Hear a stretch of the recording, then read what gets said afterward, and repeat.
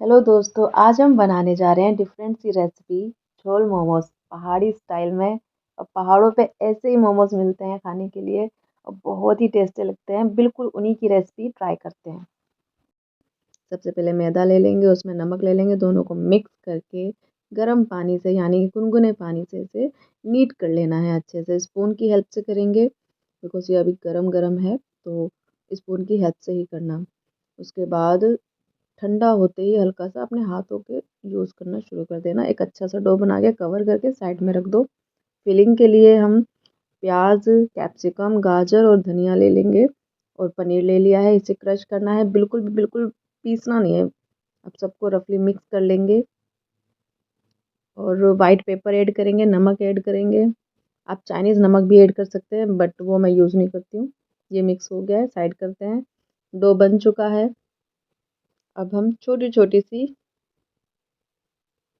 Dumpling के लिए छोटी छोटी रोटियां सी बेल लेंगे। हालांकि मैं बड़ी सी बनाऊंगी और उसमें से कट कर लूंगी बाउल की हेल्प से। ये देखिए, इसी तरीके से आप भी कट कर लें।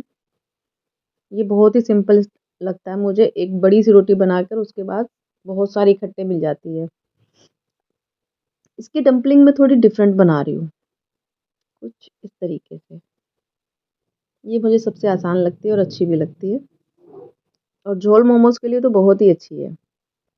फटाफट फटाफट एक एक पूरा पीस आता है, सीधा खाते जाओ मज़े से। देखिए कितनी क्यूट भी लग रही है ये। अब चलिए हम इन्हें स्टीम कर लेते हैं। सबसे पहले पानी लिया है, उस पर मैंने फिर से वही छन्नी रख दी है जिससे कि इजीली स्टीम होगा। पानी गर्म हो चुका है, सबको मैंने सेट कर दिया। अब मैं इसे कवर कर देती हूँ।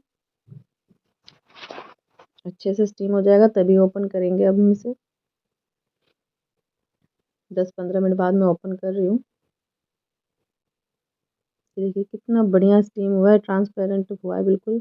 मैंने निकाल ले रही हूँ फिलहाल अभी।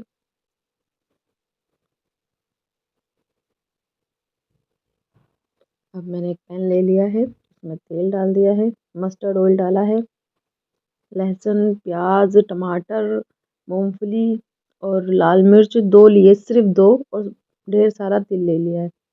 अब इन्हें अच्छे से रोस्ट कर लूँगी ऑयल के अंदर में। इन्हें जब तक इनका कलर नहीं बदल जाता तब तक मैं इन्हें रोस्ट करती रहूँगी। ये हो गए। अब मैं इन्हें मशीन में डाल के नमक के साथ थोड़ा पानी ऐड कर रही हूँ जिससे कि अच्छा सा पेस्ट बने।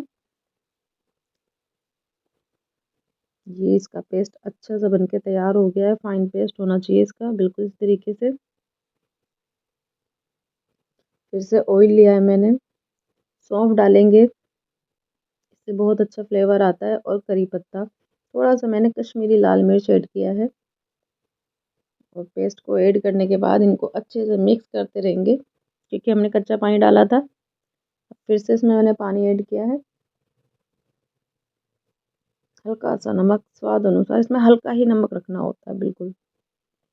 अच्छे से एक गाढ़ा सा पेस्ट बन जाएगा, थिक सा पेस्ट। उसके बाद ही हम इसमें कोरिएंडर ऐड करेंगे और इसकी सर्विंग करते हैं। चलिए,